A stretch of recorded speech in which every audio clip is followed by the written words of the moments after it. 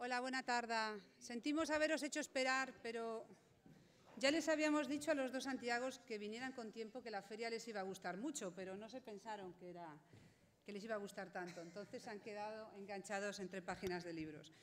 Bueno, sabéis que Aslibris es un proyecto que esta es su quinta edición, que cada año intentamos invitar a una disciplina para realmente dejar claro que es una feria del siglo XXI, que en el siglo XXI todos somos consumidores de disciplinas distintas de arte y que el arte es totalmente transversal y que poner barreras es absurdo en estos momentos. Entonces, el año pasado invitamos a la fotografía vino invitada y se quedó, los años anteriores fue el diseño y este año hemos invitado a la música.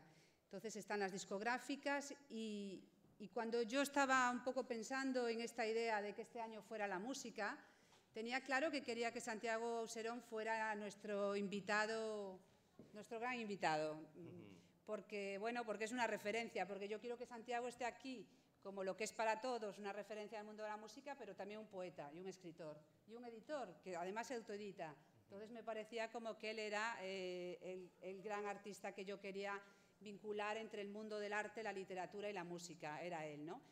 Y estaba este verano leyendo pues, El País Semanal, en una terracita en el verano, y de repente un artículo de Santiago Roncagliolio habla de lo que para él supuso y para toda Latinoamérica supuso la poesía, ya no solo la música de Radio Futura, pero sino sobre todo la poesía de Santiago Auserón.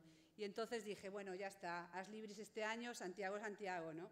Y simplemente eso, daros las gracias, dar las gracias a Lluís Marrasé, que todo el tema de música, toda la programación de música maravillosa ha sido gracias a las discográficas y a Lluís, que sin él no hubiéramos podido hacer esta edición de Aslibris. Gràcies. Vinga, Bona tarda, gràcies, Rocío, i sense la Rocío no estaríem aquí.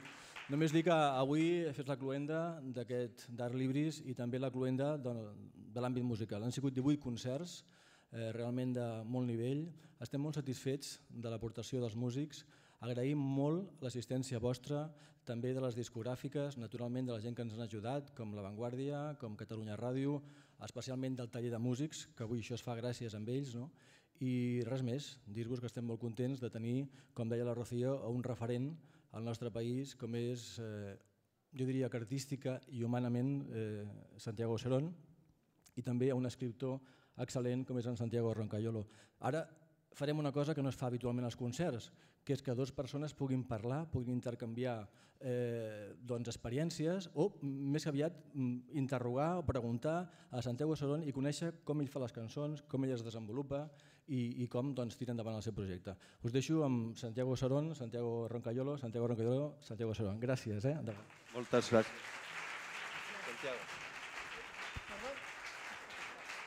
Moltes gràcies, Lluís. Gràcies. Bona nit. Moltes gràcies, Rocío. Bona tarda a tothom. Disculpeu el retraso horrible, pero es que había tantas tentaciones al paso que ha sido como una batalla casi cruenta llegar hasta aquí. Creo que estamos autorizados a sentarnos. Sí. ¿Qué tal? Bueno, buenas noches. Es un placer estar aquí en compañía de ustedes, en compañía de Santiago Auserón, en compañía de los libros. Esta es una feria de libros muy particular, es una feria de libros hermosos, es una feria donde lo más importante no es el autor del libro, sino el que hace el libro y todo lo que puede hacer con el objeto del libro.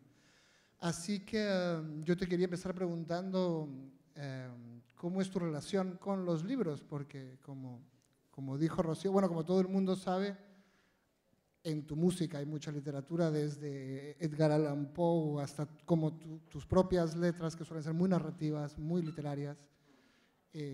Pero también has escrito libros tú mismo, has escrito ensayos de música, has traducido, Rocío ha dicho que yo no lo sabía, que te has autoeditado. Entonces quería saber un poco cómo es la relación tuya con los libros en comparación con la música. ¿Qué hace la música y qué hacen los libros? Pues mi relación con los libros es ni más ni menos que obsesiva desde la infancia. Es para mí el libro en papel, es un fetiche del que me cuesta mucho imaginar una alternativa en el futuro. desde la infancia pues siento una especie de pulsión por el atesorar libros, no en cantidad, no tengo una gran biblioteca comparada a los libros que tengo en Barcelona o en Madrid, son un número bastante razonable, pero sí puedo decir que cuando un libro se me mete entre ceja y ceja no vivo hasta que no lo tengo en las manos, ¿no? Ahora, gracias a Internet, pues es más fácil seguirle la pista. Hay algunos libros, de todos modos, que todavía en Internet llevo 10 o 12 años buscando y todavía no he descartado la posibilidad de encontrar. Sí, la relación con los libros es obsesiva desde la infancia. Recuerdo, se inició probablemente con los libros, como toda la gente de mi generación, con los libros aquellos de la editorial SM, las enciclopedias de la escuela, Bruguera, con los olores de la escuela, el olor del papel, el olor de la tinta, todavía escribíamos con plumillas en aquel tiempo, el olor de las gomas de borrar, el olor de la tiza en la pizarra, en fin, aquel era el universo en el cual determinadas pasiones se empiezan a gestar, ¿no? Y digamos, mi primera posesión fue una herencia de un tío abuelo materno, que era un humilde acomodador de cine en el Cine Dorado de Zaragoza, y que tenía en su cuarto, en casa de mi abuela materna, una pequeña estantería de 2 anaqueles con una colección de unos libritos que se llamaban los libros Pulga. Y eran unos libros en miniatura que hubieran podido estar perfectamente en Art Libris, en uno de los... Claro, ese es el concepto. Y bueno, aquella colección de libros, mi tío abuelo era muy eficiente en la educación de la infancia. Él nos colaba por la parte de atrás en el cine para ver las películas para mayores, ¿no? Con 4 años. Y por otro lado, pues él me prometió que yo heredaría aquel tesoro, ¿no? La cuestión es que el día que murió el tío Mariano, pues aquellos anaqueles se desplomaron. Estaba el ataúd en la habitación de al lado y de pronto se oyó un ruido terrible que puso los pelos de punta a todo el velorio, y aquello fue que los anaqueles se cayeron al suelo, ¿no? Esto parece algo de realismo mágico, pero es cierto. Pero se cayeron solos, ¿quieres decir? Se cayeron solos, claro. Bueno, solos los que te iban a heredar. Con ayuda de los espíritus. Tú mismo has escrito ensayos sobre música. Has escrito uno que me llama mucho la atención, porque es sobre la influencia de la música negra en la música española. No me repitas el libro, pero ¿cuál es la influencia de la música negra en la música española? Bueno, es un asunto que inicialmente parece muy improbable, pero es algo que yo tenía, es una mosca que yo tenía detrás de la oreja desde hace tiempo, porque no me contentaba con la idea de que la gente de mi generación habíamos sentido una pasión tal por la música proveniente de los negros del continente americano, los negros expatriados, pues. No me contentaba con la idea de que todo era un influjo derivado del imperialismo, ¿no? O sea, de la presencia de las bases americanas en Europa, en concreto en la península ibérica, una de ellas al lado de mi casa, en la cual mi padre trabajó y de donde llegaban los discos. Sobre el rock, quiere decir la influencia sobre el rock. Claro, entonces no me contentaba con pensar la influencia de la negritud. Yo cuando viajaba a Cádiz, por ejemplo, ¿no? Miraba así, veía desde algunas alturas el perfil de África y enfrente a 14 kilómetros, decía, aquí hay algún dato más que el imperialismo, ¿no? O sea, decir que las modas culturales intercontinentales, ¿no? Que el mercado del disco y todo esto. Yo, en fin, y cuando tuve algo de tiempo le empecé a dedicar tiempo a esto, a tratar de averiguar si hubo presencia de negros en España. Algunos amigos empezaron a pasarme información. Después de organizar los encuentros con el son y el flamenco de Sevilla de los años 94 y 95, donde trajimos a las formaciones soneras más prestigiosas que había entonces, y las juntamos con las familias flamencas de Utrera y de Lebrija, de algunos pueblos de Sevilla, por primera vez en la historia del hombre. Y bueno, después de aquello hicimos una fundación que se llamaba Ceiba, Fundación Afro-Hispanoamericana de Cultura. Y bueno, duró unos años, pero aquello ya me dejó comprometido con ahondar en la investigación. A través de esa fundación empezó a llegar a mis manos el trabajo todavía no publicado, o sea, manuscritos y cosas de algunos sociólogos que estaban rescatando información por ejemplo, pues en la Casa Cuna de Cádiz o en los archivos de Granada o en los archivos de Sevilla acerca de la demografía, pues de la población de origen africano en esas ciudades de Al-Ándalus durante el tiempo de Al-Ándalus y después de la Reconquista. Entonces, bueno, yo tenía algunos materiales dispersos y cuando el entonces director de Grup 62, hoy aquí presente, el señor Félix Riera, me llamó un día... Catalán, debo decir. ¿Perdón? Pronuncias muy bien el catalán. Muchas gracias. Ya llevo años por aquí, o sea que es mi obligación. Cuando Félix Riera me dijo, nos gustaría publicar un libro tuyo, él me pidió primero un libro, darle la forma de autoayuda a tus pensamientos, es decir, a mí no hay quien me ayude ya ni yo mismo. Y entonces él me amenazó con ese formato y yo le amenacé con mis notas de carretera, que eran un despropósito completo. Y finalmente llegamos a un acuerdo intermedio en el cual pues, le propuse, pues sí, meterme a fondo en este tipo de fregado, es decir, en el articular un planteamiento acerca de la negritud ibérica.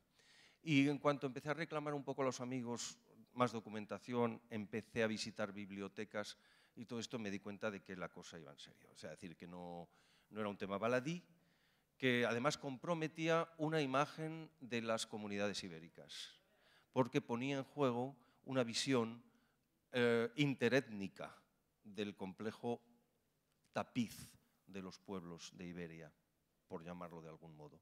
Que no eran tan uniformes como nos han hecho creer, ¿no? Bueno, es decir, lo que digamos, indudablemente a partir de los Reyes Católicos y a partir con la expulsión de los judíos, la posterior expulsión de los moriscos, la tendencia a la homogeneización de la étnica, de la lengua y de la cultura y de la fe, que es el dato quizá más poderoso a la larga,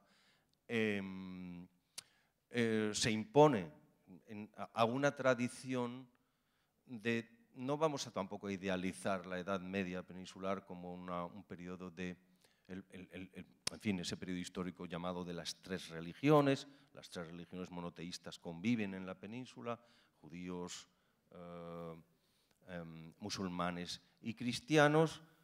No se puede tampoco idealizar esa convivencia, pero lo cierto es que hubo fases de tolerancia alternando con persecuciones y exterminio también en algunas ocasiones, pero sí en un clima en el que el equilibrio era posible buscarlo, digamos, con pactos y con cierto grado de reconocimiento de las virtudes del enemigo, por decirlo así, de modo que en los reinos cristianos el avance cultural de Al-Ándalus, que llevaban un adelanto de 2 siglos aproximadamente sobre los reinos cristianos, en la cultura, especialmente la poesía que se producía en las cortes de Sevilla, después de la caída del califato, ya en la época de Taifas, siglo XI, la poesía, y con la poesía quiero decir, se trataba de poesía cantada, es decir, la actividad poético-musical de las capitales de Al-Ándalus, Sevilla, Granada, Almería, sobre todo Málaga, Zaragoza, mi ciudad natal, que era la frontera norte de Al-Ándalus, donde había pensadores que a la vez eran músicos, en fin, por ejemplo, el primer filósofo musulmán de Al-Ándalus, que fue una persona muy influyente porque proyectó el pensamiento de Averroes y a través de Averroes toda la herencia griega del pensamiento de Aristóteles y Platón, pues era de Zaragoza, y a la vez, por ejemplo, era un músico, un laudista muy reputado y un hombre que se preciaba de juntar elementos de la música de origen árabe-persa con elementos de la música cristiana, es decir, con los cantos religiosos de los cristianos. Para mí reconocer toda esa tradición es como darse cuenta de una vez de dónde estamos. Entonces un pequeño rockero de la ribera del Ebro que aspiraba a comprar discos de música norteamericana, resulta que al final es una especie de heredero de un vacío que todavía llevamos en el corazón y que es el vacío de la incomprensión de nuestra propia naturaleza. Es decir, el pensamiento en las Españas es algo muy difícil de alcanzar porque la complejidad constituyente en la que hemos nacido no es fácil de manejar. Sí. Has escrito ensayos, estudios sobre la música que, como muestra lo que dices, van mucho más allá de la música, van a la identidad de España y a la historia de España. También has traducido y presentado y prologado a Catherine François. ¿Quién es Catherine François? ¿Qué escribe Catherine François? Catherine François? ¿Y por qué te interesa tanto? Porque sí, es la única autora es que mi primera mujer con la que me inicié en la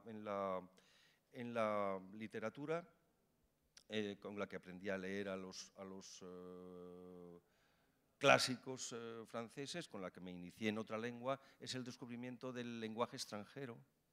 Esto cuando estudiabas y es Francia. el descubrimiento, naturalmente, de todo lo que conlleva eso, es decir, del 19, sobre todo simbolistas y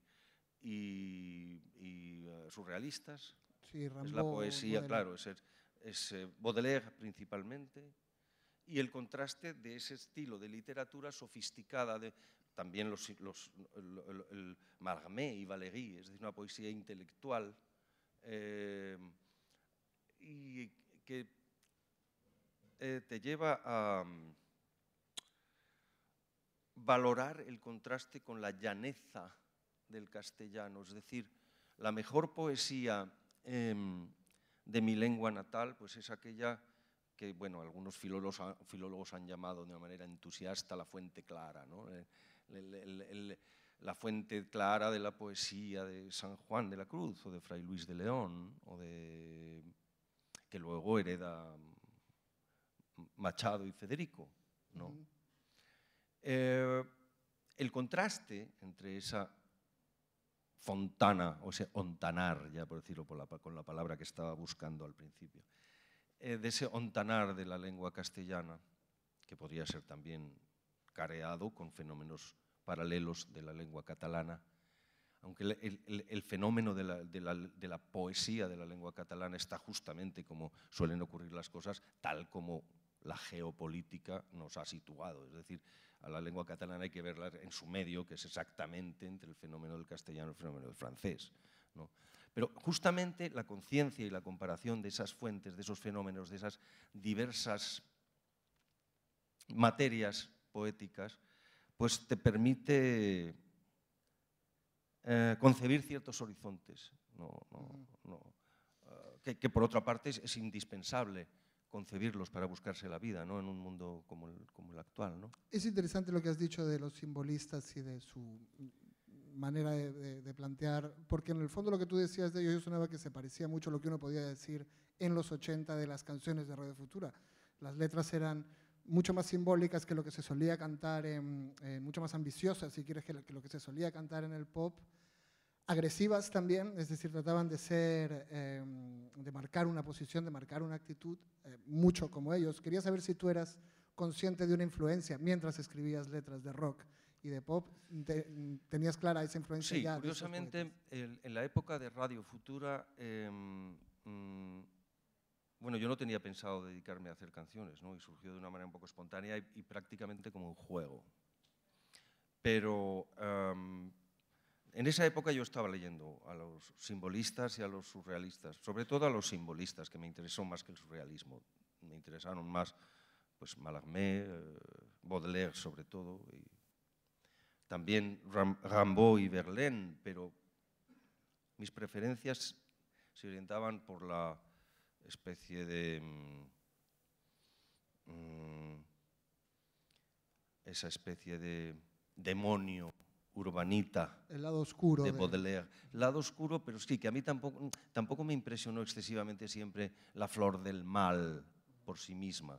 Lo que me impresionó, esa búsqueda atrevida de Baudelaire los paraísos artificiales o con el mundo de la prostitución parisina o con, en fin, sobre todo porque era un motor de poesía, era un motor de evidencia, no porque los vicios en sí mismos fueran un objetivo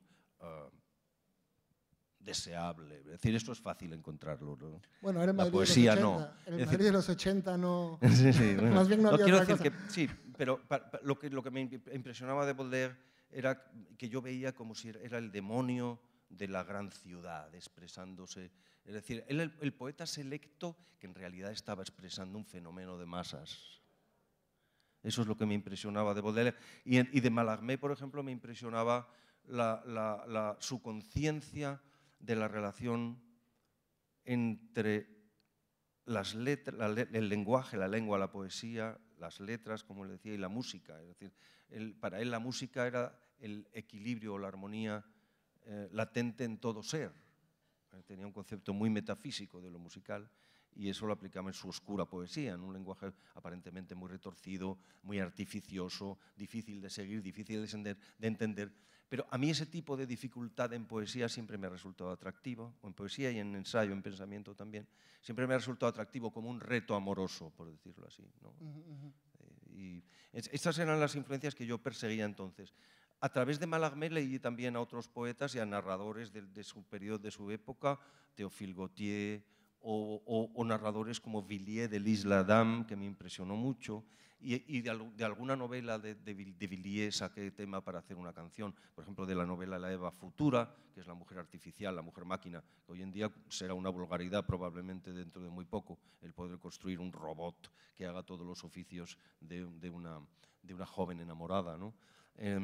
Pero entonces la idea de la mujer, para Radio Futura, digamos, era seductor el tema de la Eva Futura, ¿no? Entonces de la novela de Villiers saqué tema para una canción que estaba en el disco La Ley del Desierto, La Ley del Mar, se llamó Adalí, que es el nombre del personaje.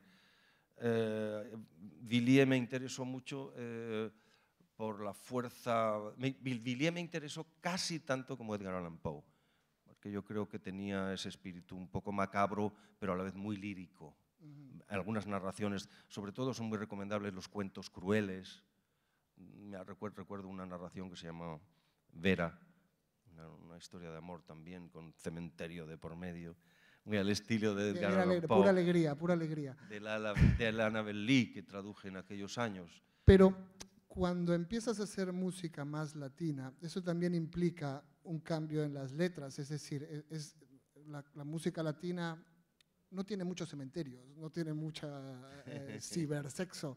Desde Semilla Negra y el reggaetón, como ocurre sí, la música en Cuba un poco más, sobre una tumba, una rumba, decía ¿Cómo cambian las Ignacio letras Piñeiro. cuando cambias de música?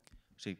Bueno, por resumir lo que estaba diciendo antes, es que la búsqueda esa de digamos, el espectro de otra lengua, de una lengua vecina, perteneciente al área romance, y que me proporcionó, digamos, una manera de hacer variar la copla tradicional española en una dirección que pudiera hacerse compatible con el ritmo internacional, con el ritmo afroamericano. Eso es lo que me permitió en la época de Radio Futura acercarme a esas lecturas a través de la lengua francesa. Eso es lo que aproveché yo de la experiencia del conocimiento de la lengua francesa. Pero claro, necesitaba ahondar en la naturaleza del propio verso de mi lengua natal y de las lenguas hermanas, porque yo siempre he percibido, gracias también a los clásicos de mi lengua natal, como es el caso de Garcilaso, que siempre ha sido un poeta que me ha tocado mucho la fibra, que el castellano yo nunca lo he percibido como una lengua imperial, yo siempre lo he percibido como una lengua más o menos extensa, más o menos interesante, pero que pertenece a un mosaico derivado, o sea, de la romanía, ¿no? O sea, que pertenece al mosaico de la herencia de las lenguas romances y que tiene mucho que ver con lo que pasa en esas lenguas romances. Es decir, cito a Garcilaso porque Garcilaso es el importador del verso italiano al castellano. Hasta entonces en castellano casi nunca se había usado el endecasílabo, que luego se naturalizó como el segundo verso más generalizado en castellano, ¿no? Quiero decir con esto que a la vez, tal vez sea tendencia un tanto, no sé si esquizoide, pero siempre trato de buscar, una vez que me oriento en una dirección, siempre estoy pendiente del polo opuesto. Entonces, buscando la modernidad con Radio Futura, sentí la necesidad de ahondar en la tradición lírica de mi propia lengua, como si fuera un contrapeso a la vez. Siempre a mí las cosas me pasan así, ¿no? Como por una oscilación bipolar, si quieres, espero que no sea clínicamente grave. En todo caso ya es tarde. Quiero decir que Cuba aparece al final del siguiente movimiento, Cuba y mi nueva marca artística, digamos, Juan Perro, ¿no? Juan Perro, que tomó el nombre de las novelas ejemplares de Cervantes, del dato de que existió un trovador gallego llamado Juan Zorro,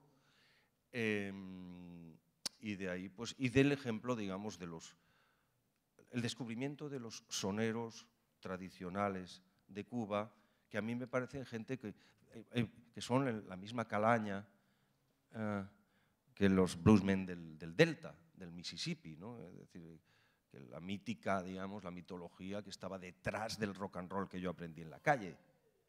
Entonces, cuando descubrí la música cubana, descubrí dos cosas. Una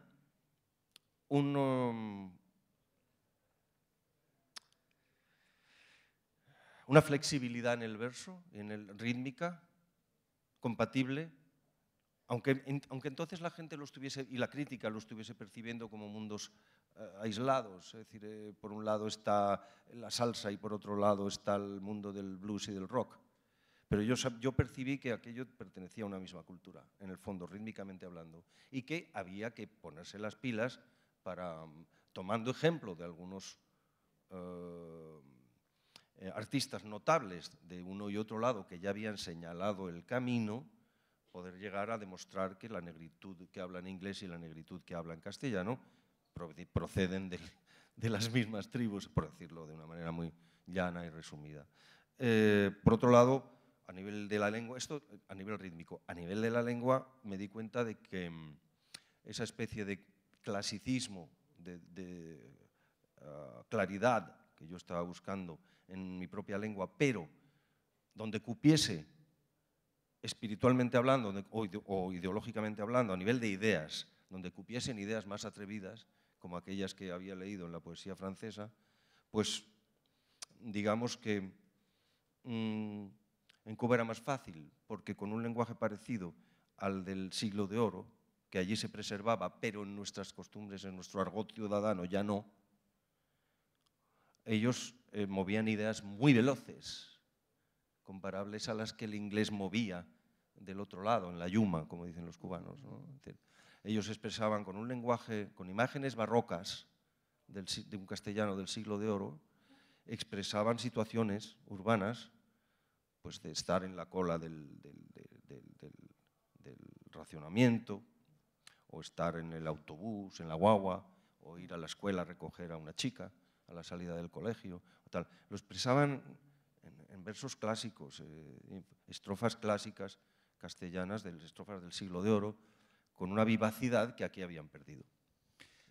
Tus primeros discos después de Radio Futura tienen mucho de ritmos latinos y de ritmos cubanos, pero ya que has hablado de esta influencia en España y de la búsqueda dentro de la lengua española, me gustaría detenerme un poquito en Mr. Hambre, porque es un disco que de repente es mucho más rockero e incluso tiene canciones como El Joraique que son castizas y que son épicamente castizas, son casi como una historia del Cid.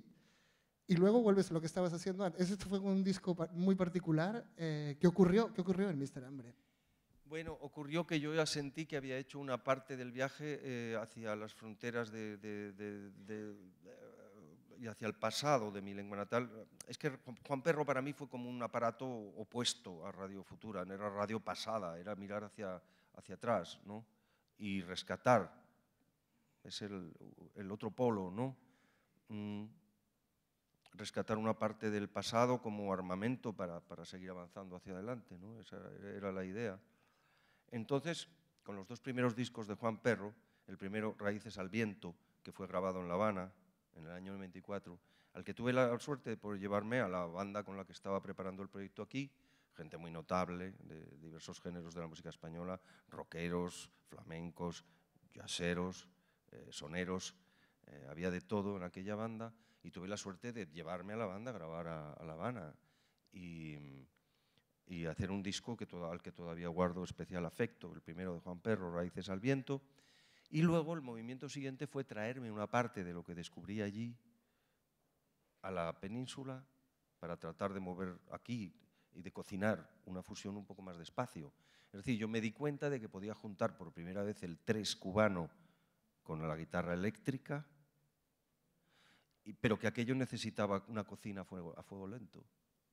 O sea, que aquello necesita tiempo. Y entonces tuve la suerte de que el tresero mayor de Cuba, bueno, el tres, para los que no lo conozcáis, es una guitarrita pequeña y un hijo americano de la guitarra española, como hay muchos, el cuatro venezolano, el quinto, el requinto, muchas guitarras en el Cono Sur y en Centroamérica tienen ese formato chiquitito, con formas variables dependiendo del luthier, y que en este caso, así como del lado norteamericano se utilizaron ciertos artificios antes de la electrónica para darle potencia a la cuerda pulsada, en particular pues podemos pensarnos en fenómenos, pues yo qué sé, como el dobro, ¿no? que prácticamente convierten casi en un altavoz mecánico, puramente mecánico, sin electricidad, sin electromagnetismo, una caja de resonancia que proyecta el sonido con muchísima fuerza, más allá que la cuerda pulsada sin amplificar, ¿no?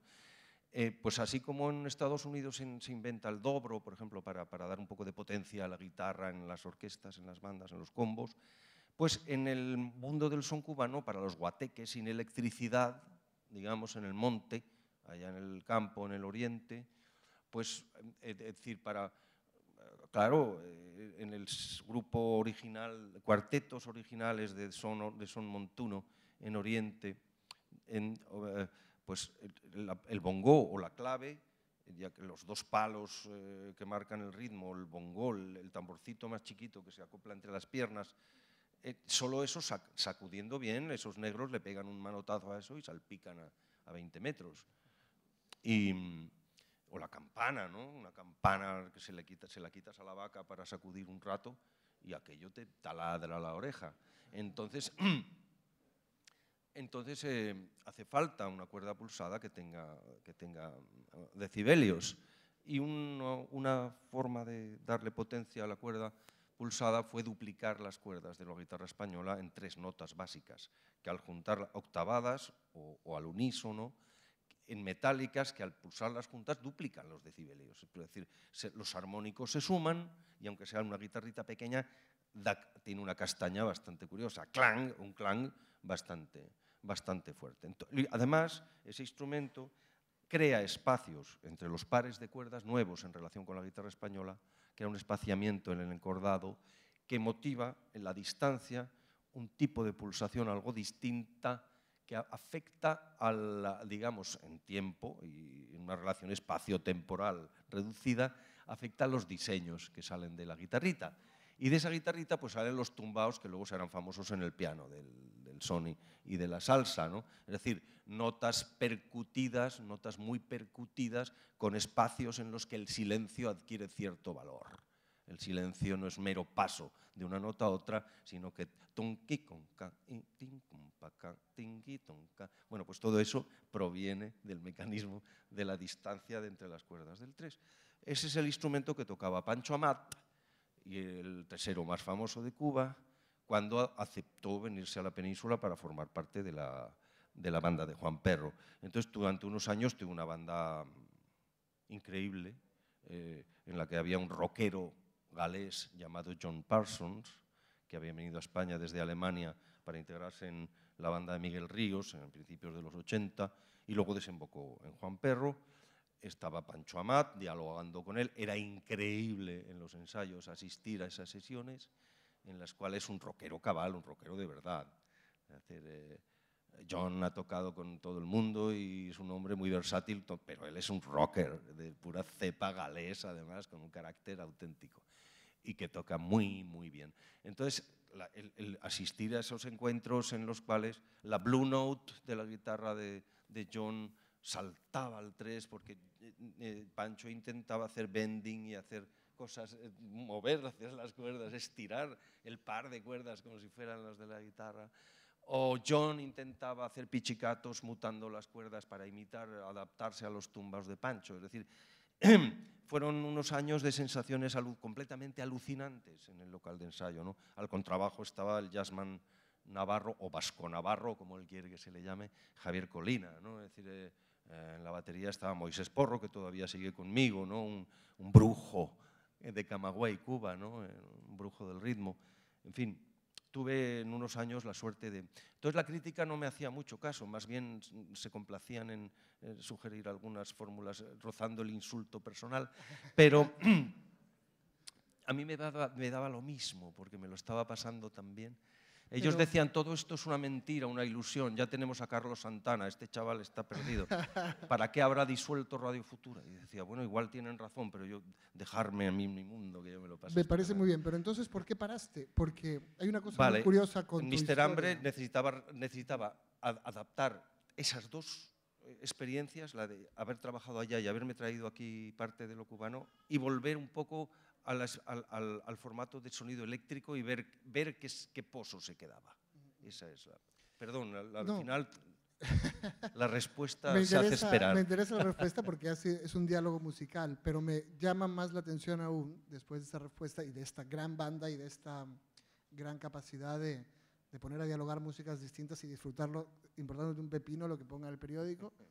La parte que no entiendo es, tú haces una serie de discos con Radio Futura, de Estrella de Rock, luego haces unos discos que son más lo que tú quieres hacer, pero sigues manteniendo un disco cada 2, 3 años, lo que hace alguien que tiene una carrera profesional, digamos, ¿no? Y luego, según estuve viendo mientras preparaba esta charla, en los últimos 12 años solo sacas un disco solista, digamos, colaboras en jazz, colaboras en soul, colaboras en todo tipo de proyectos de todo tipo, muy creativos, pero solo sacas un disco que además ni siquiera es negro norteamericano, si quieres, pero ya no se parece tampoco a los anteriores. Mi pregunta es, ¿por qué alguien trata tan desesperadamente de no ser una estrella de rock? Todo el mundo quiere ser una estrella de rock. Los rockeros lo que les cuesta yo les cedo el sitio. ¿Cómo? Claro, sí. No, a mí realmente, a ver, yo vocacionalmente soy estudiante de filosofía. Aquí está el problema. Aquí está el problemita.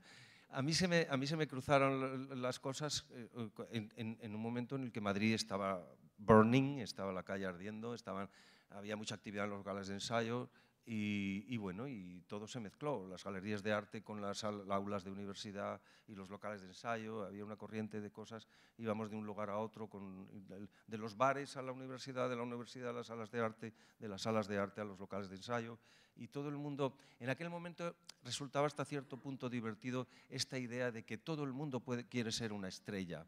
Pero claro,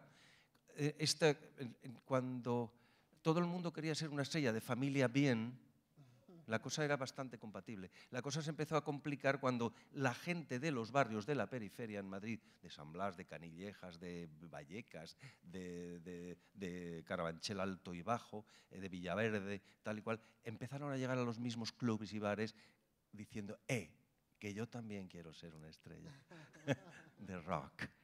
Entonces, bueno, la situación era interesante desde ese punto de vista sociológico. Para no derivar más, nunca me he sentido satisfecho con la imagen del icono público. Desconfío profundamente de esto. Es parte de mi oficio, me toca hacerlo y no pasa nada. Es decir, quizá he obtenido algún beneficio en mi vida del estar tan expuesto al tal. También he obtenido algunos maleficios. Los beneficios me los imagino. ¿Los maleficios cuáles son en particular? Los maleficios. Pues hombre, entre tanto ojo concentrado en tu humilde persona, echar a que venga un mal de ojo es bastante posible, ¿sabes? Digamos, estadísticamente la probabilidad aumenta. Santiago, cuando sea sesentón, voy a tener las cosas muy claras, pintaré mi habitación y afinaré la guitarra. ¿Sí? Este año eres sesentón. ¿Tienes las cosas claras? Definitivamente no. Entonces creo que la ironía de esos versos me va a dar cancha durante un tiempo, porque, no, bueno, todo el mundo sabe que al acercarse la madurez, la cosa se hace no más fácil, sino más complicada. El mantener la dignidad envejeciendo es un asunto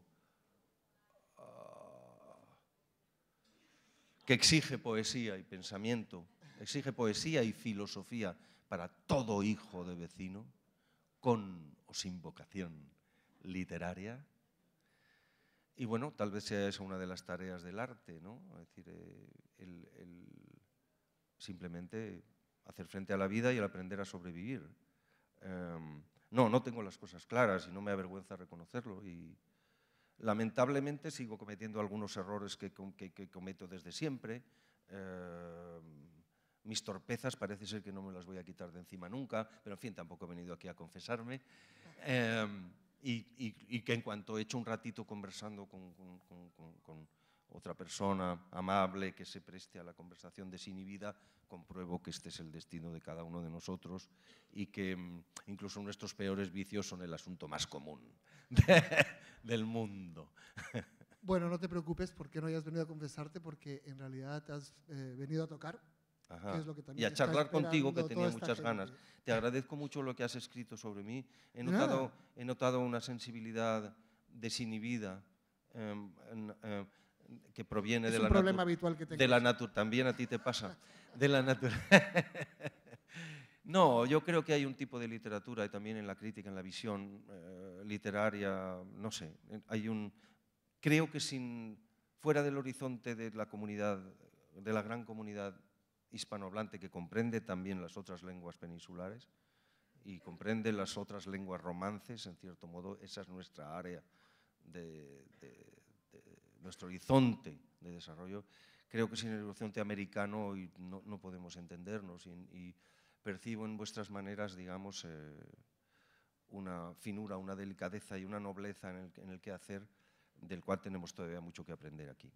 Bueno, muchas gracias. Nosotros aprendimos mucho de Radio Futura en los años 90, de Radio Futura y de tu trabajo posterior.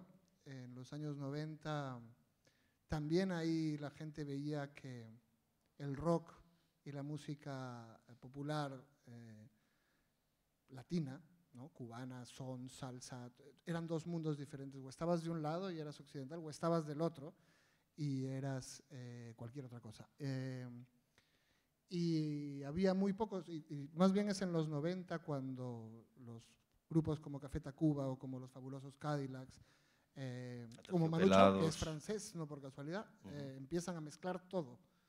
Y llevábamos años sin escuchar mucho, el pop español se había escuchado mucho allá en los 80, pero llevamos unos años con el rock argentino y con España y mexicano, Colombia, ¿no? Que está que arde, ¿no? Bastante fuera, España bastante fuera de la sintonía, pero tu trabajo solitario y Radio Futura, después de muerta, volvían a inspirar a todos estos músicos que encontraban ahí el lenguaje que necesitaban, ¿no? Eran gente que no creía que había que escoger, que no había que escoger entre ser rockero y ser salsero. ¿Por qué no puedes hacer las dos cosas y bailar de la manera que quieras? Y eso es algo en lo que tú fuiste muy importante y que todos te agradecemos. Pasar al mundo de los muertos en Latinoamérica es casi estar en las novelas de Juan Rulfo. Bueno, es vivir para siempre.